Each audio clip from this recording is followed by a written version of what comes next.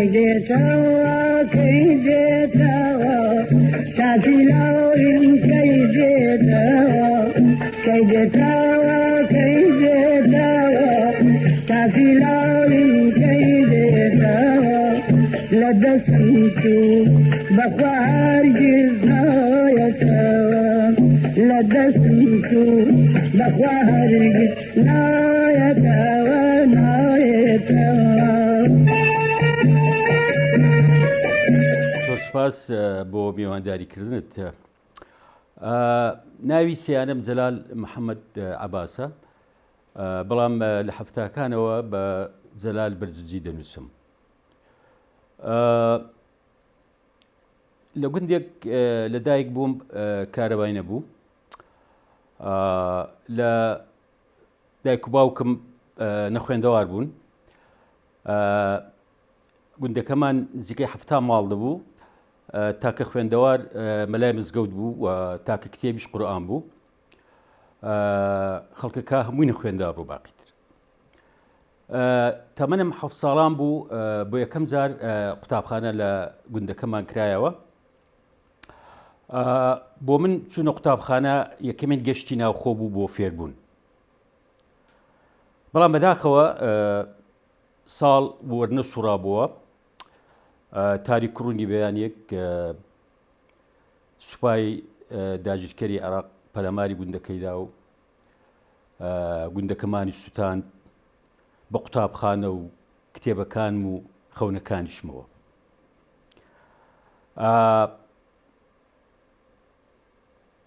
هەر هەمان بەیانی ڕامان کردە شاری هەولێر. هەڵبەتە لە گوندەکەمان کە ناوی ئەشکەفسەقایە بڵێن درەختەکان و کانیا و کۆچە و کۆڵان و ئەو چیایی بڵێن گوندەکە کەوت بە بناری ئەوانە ناسنامی منیان پێک دێنە. چوون بۆ شارێک هەولێر کە ئەو کات هیچمان لەبارەی و نەدەزانی زەحمەت بوو. بۆ دایک و باوکم زۆری برد و نەکرد زۆری برد هەر نەبوونە شاری. بەڵام بۆ من خۆ دەزانی منداڵ زوو لەگەڵ دەوروبەری ڕادیۆ و ئەو شتەنیوانی کە لە شار هەبوونەوانە لە گوند نەبوون زۆری نەبرد بوومە مناڵەتی شاری. چوومەوە بەرخوێندن تا تەمەنی 6 ساڵی لە گوند بووم. زۆر شتم شتی ئەو کاتم بیر نایەتەوە بەڕاستی. ژیانی گوندیش سنووردارە. من 4 برا 2 خوشکم هەیە. بۆ خۆم بە ژێرەی قسەکانی دایکم لەسەر من کەمێک منداڵێکی شەرمن و گۆشەگیر بوومە. تێکەڵاو بوونم زۆر لەگەر بڵێن براکانم نەبووە. ئەوان زیاتر لە دەرەوە بوونەوە و وەکو بڵێن زۆربەی منداڵانی گوند دوای سەگە کەوتن و بڵێن چۆڵەکان لە هێلانە دەردێنا و دەچوونە سەردار بەسەرەن لە قەداریان دەشکانم لەو شتانم نەبوو. منداڵێکی ئارام و لەسەر خۆ بووم. لە شاری هەولێر بڵێن گەشتی خوێندنم دەست پێ کردەوە. قۆناغی بڵێن سەرەتایی و دواناوەندی و ئامادەیی. خۆ دەزانی منداڵ یعنی هاوڕێتی منداڵی بە تایبەتی لە قۆناغی سەرەتایی و حتا دواناوەندی زۆر ینی درێژە ناکێشی. ینی هاوڕێتن لە پۆڵ بەرەم دوای هەرێکە لە گەڕەکێکەوانە ینی یەکتر نابین تا برادرایەتێکە پەرە بسێنی و پتە بێ و بەرداوام بێ. لە پۆلی چواری ئامادەیی لە ئامادەی کوردستان بووم. خێزانەکەمان وەکو باسم کرد وەکو زۆربەی خێزانەکانی ئەو کاتی کوردستان سایزی بڵێن ئەندامانی خێزان زۆر بووین. من ژووری تایبەتی خۆم نەبوو سعی لێ بکەم. ناچار بووم بە دوای شوێنێک بگەڕێم سعی لێ بکەم. دۆزینەوەی کتێبخانەی گشتی لە هەولێر وەکو بەدیهاتنی خەونێک بوو. ڕۆژانە دەچووم لەوێ سعیم دەکرد بەڵام وردە وردە خوێندنەوەی کتێبە ئەدەبیەکان وایان کرد چێش لە ئەدەب وەربگرم و هەر بڵم خوێندنەوەی کتێبی ئەدەبی بی وایان کرد حەزم بچێتە نووسین. هەر لە ئامادەی کوردستان دوای ئەوەی بەیانی یازار کەش و هەوایەکی بڵێن ئازاد هاتە گۆڕێ. یەکەم جار بوو بڵێن ڕۆژنامەیەکی ڕۆژانە دەربچی بزوتنەوەی ئەدەبی ڕۆشنبیری گەشە بکە. ئێمە لە ئامادەی کوردستان کۆمەڵێک قوتابی بە هاوکاری مامۆستای زمان و ئەدەبی کوردی سێ گۆڤارمان دەرکرد، یعنی هەر ساڵێ بە ناوێک. ئەوەش وابزانم ئەوە دەگەینی کە ئەو کاتی زۆر لە ڕووی هزریەوە بڵێن سەقامگیر نەبوو بووین بۆی هەر ساڵێ ناوێکمان دەگۆڕن. ساڵی یەکەم چوارچرا بوو، ساڵی دووەم بیری نوێ، دوایە کردمانە ڕەهێڵە.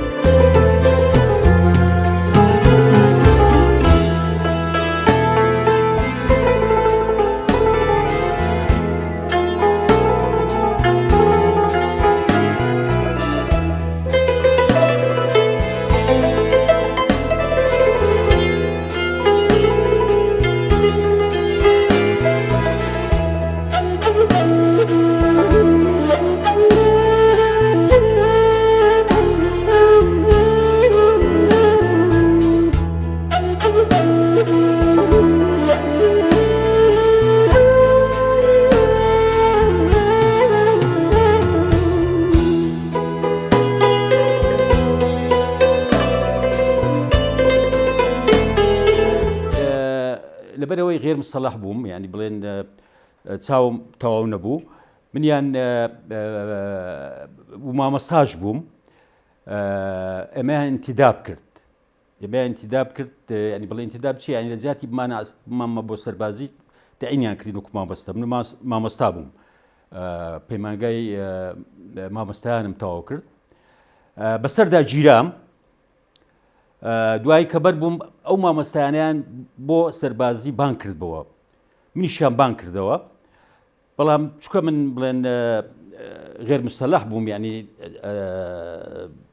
لەبەر چاوم نەمتوانی چەک هەر بموانە، یعنی پاش فترەیەک بڵێن دووبارە گەڕاندینیانەوە بۆ مامۆستایی. وەڵا کاتی من سەرباز بووم شەڕی عێراق و ئێران لە گۆڕێ بوو، یعنی بەتایبەتی ئەوانەی لە بەرەکانی شەڕ بوون، یعنی زۆر لە ڕەوشێکی ترسناک بوون، هەمیشە ئەگەری کوژرانیان هەبوو، داکوبابیان هەمیشە چاوەڕوان بوون تەرمەکانیان بێتەوە بەردەرکا، یعنی ڕۆژێکی ڕەش بوو. وەڵەوە من لە هەولێر سەرباز بووم، لە شاری خۆم و ئەنە هاتو چۆم دەکردم ڕۆژێ، گوتم لەبەرەوەی غێر مسەلح بووم، چەکدار نەبووم. بەڵام یعنی سەربازی بۆ من یعنی لە ڕووی نەفسیەوە زۆر ناخۆش بوو، زۆر نامرتاح بووم. هەر بۆ خۆم لە دوای ئەوەی کە وەلەو من بڵێن وەکو باسم کرد یعنی چەکدار نەبووم، لە بەرەکانی شەڕ نەبووم، بەڵام هەر لە قەت بم ناخۆش بوو کە سەرباز بووم. بەڵام سەربازی وەکو دەزانی شتێکی ئیجباری بوو بۆ هەموو تاکێکی عێراقی کە تەخەرروج دەکرد، دەردوچی لە بڵێن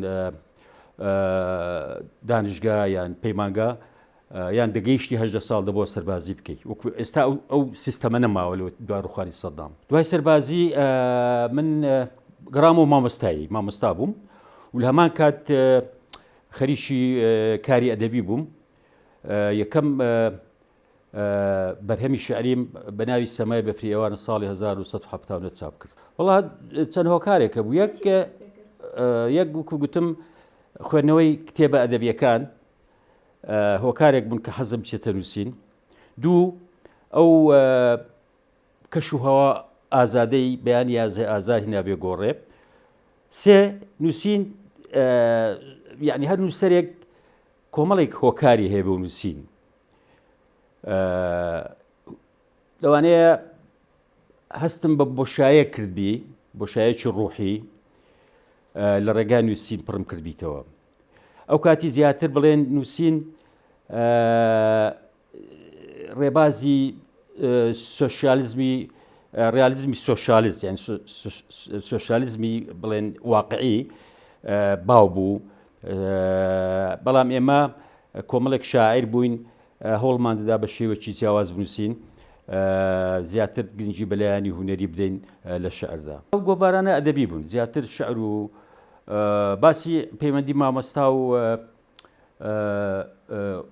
قوتابیان کرد لەو سەردەمی ساڵی 1972 مامۆستایەکی بڵێن مەسیحی مێژوومانی پێدەگوت وتارێکی نووسی لەسەر میدیەکان بە عەرەبی من کردم بە کوردی و لە چوارچرا بڵاوم کردەوە یعنی بابەتەکانی ئەو گۆڤارانە ئەدەبی و مێژووی و کللتوری بوون زیاتر من بە تۆهمەی برایەکم دەستگیرکە من و دایکم و خوشکم و سێ برام برایەکم بەوە اتهام کرابوو وایە دەستی هەبووە لە لێدانی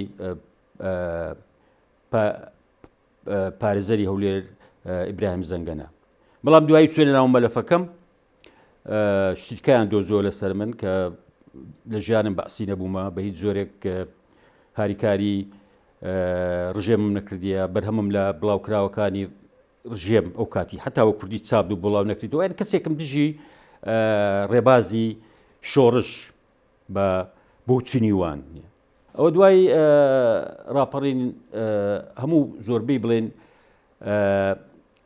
ڕێکخرا و سندیکاکان دەستەی بەڕێوەبەری نوێیان هەڵبژارد لەبەرەوەی کەش هەوایەکی ئازاد بوو نووسەرانی کوردیش یەکەم کۆنگرەی ڕاپەڕینیان لە شەقراوە بەست لە کەش هەوایەکی ئازاد من لەگەر کۆمەڵێک نووسەری تر لەوانە بە ڕەحمەت بیفەلەکەدین کاکەی بوو دکتۆر ئەزەدین مستەفا ڕەسوڵ بوو محەممەد مکری بوو زاهر ڕۆژبیانی ئەمە بەڵێ دەستەی پێیان گوت مەڵبەندی گشتی نازەم ئێستا و زاراوە مایاننا ینی بڵێن بۆردی یەکێتی نووسەرانی کورد هەڵبژێردە منش یەکشێک بووم لەو دەستەیە باوەی 4 ساڵ سکرتێری بڵێن ئیداری یەکێتی نووسەرانی کورد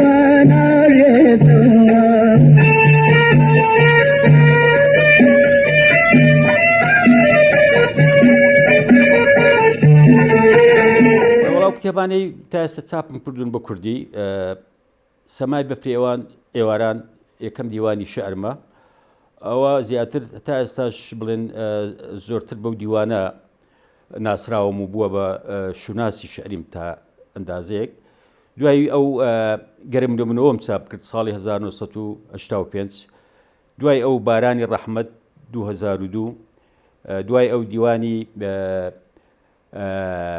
یادەوری کەسێکی بەربا دوای ئەو ناوم بنێن ماڵەوە دوای ئەو بەیەکەوە تەنیاین ئەوان هەموو بڵێ ناوی دیوانەکان من دواتر لە ساڵی 1990 هەردەمێ لە شوێنێکە بیشە لە ماڵەوە ئەوەش دیوانێکی شعری بوو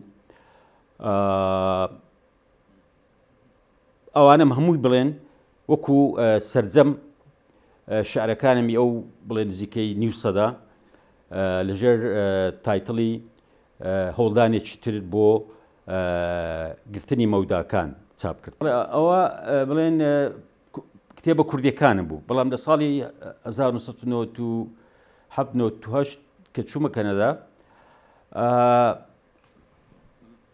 دەستپێکردنەوەی ژیان لە وڵاتێکی نوێ ینی زەحمەتە زۆر بربەست دێتە پێش وەکو فێربوونی زمان ڕاهاتن لەگە کەلتوریی نوێ دۆزینەوەی کار باوکایەتی مسێ منداڵمە بۆ کاتی ئەوانە بەڕاستی بربەستی زۆر زۆر سەختن ینی کاتی دەوێت تا زاڵ دەبی بەسەر ئەو بربەستانە و لە هەمان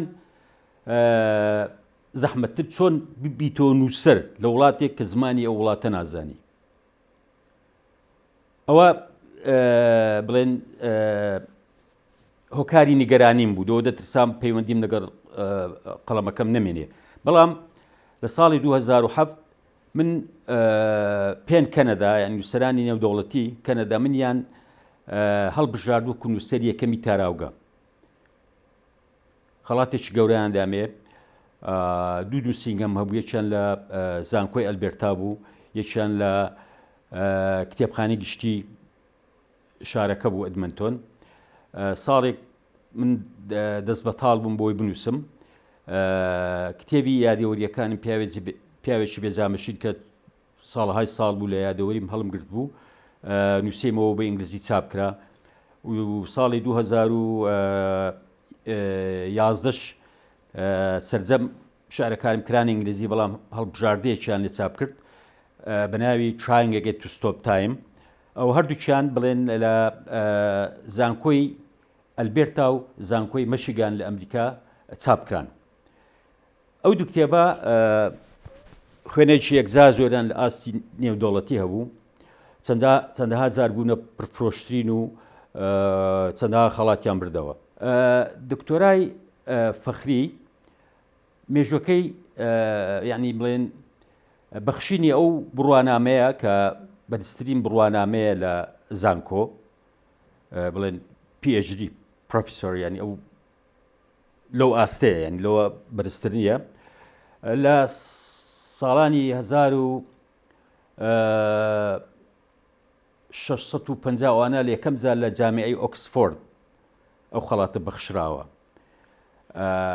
ئەو خەڵاتە ساڵانە دەدرێ بەو کەسایەتیانەی لە بواری ئەدەب زانست یاسا بەرهەمەکانیان کاریگەریەکی نێونەتەوەی هەیە منیش لەسەر هەموو کارەکانم و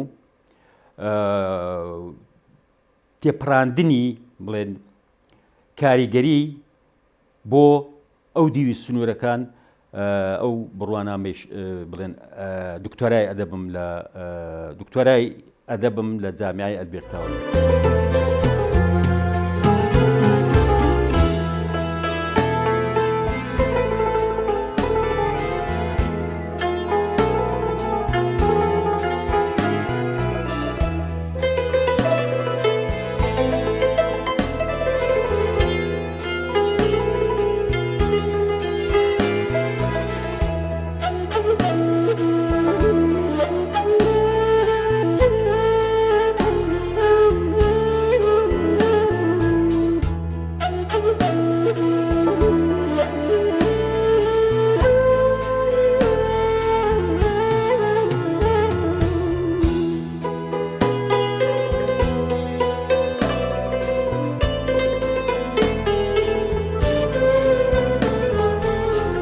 هەندێک ئەگەر وابی هەندێک پارچەی کورد دەخوێنمەوە بۆی وەختەکە زۆر لێ نەبم ئەوانە من ناوم ناون شعری زیرەک کورتن ینی هایکۆن بەڵام هایکۆی نوێن ینی وەکو بڵێن هایکۆی ترادیشنەڵی جاپانی نین 5 بڕگە بە 75 ئەوە هایکۆی کوردیە دەتوانین بڵێن کەسێک ڕاهێنان لەسەر شەک دەکات وەک ئەوەی کوشتن وەرزشی بەیانی بێت لەسەر شەقامی جیهان کەلتورەکان بەریەک دەکەون زمانی دایک بریندارە ئەگەر بچمە سەر مەریخیش وەک وێنەی منداڵەکانم لە گیرفانی لای دڵم هەڵی دەکەم با لە درەختەکانە کەوتنی گەڕانەوەی کۆترە بۆ جوتیارەکانی پەلکانەوە پەلکانە دەیەکە لەژێر هەڕەشەی تعریب و تەبعیسن چەندەها ساڵە لەسەر خاچێک وەستاوم خۆڵ لەناو چەنگمە ڕۆژگار پەنجەکانی شاش کرد خۆڵ گیر نابێ ئەو خاکەی لە مناڵیەوە هەڵی گرتوویت هەڵت گرتووە لەسەری بژیت یا بمریت دووکەڵ لە شێوەی کوارگ لە ژوورێکی نیوە ڕووخاو کەسێک تەمبور لێ دەدات وەک جەنگاوەرێک بە تەنیا لە بەرەی شەڕ بێت لە ئاسمانم یان وەک پەنابەرێک لە ناو بەلەم چاو لە کەنارێک بجێڕێت چاو لە تۆ دەجێڕم. ئەوەش بۆ شێخ سەعیدی پیرانە. دووە بڕگەیە. قولفانگەی پەت سەری شۆڕە، چاو کتێبێکە لەسەر بەرگری، تەرمیان ڕفاند بەڵام شکۆی پڵنگ نادزرێت.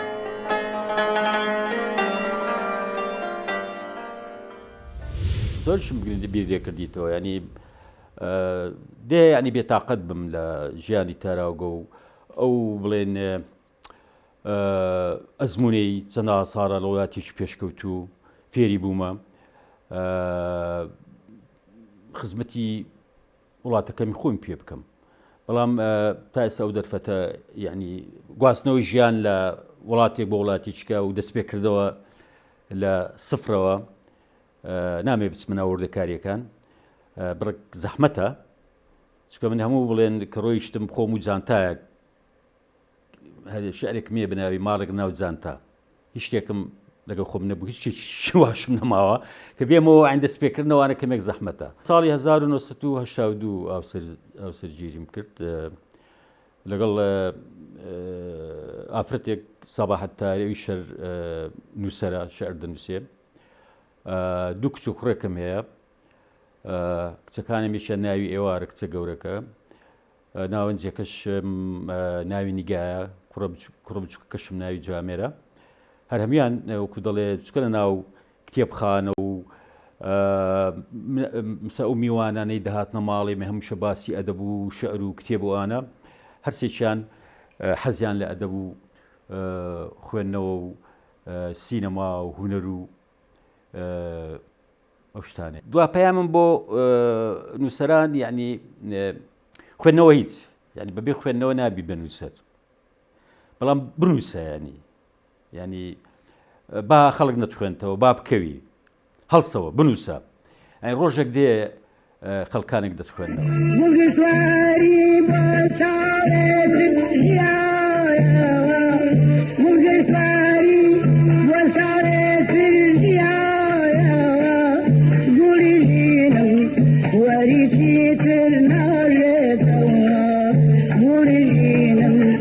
What is it now?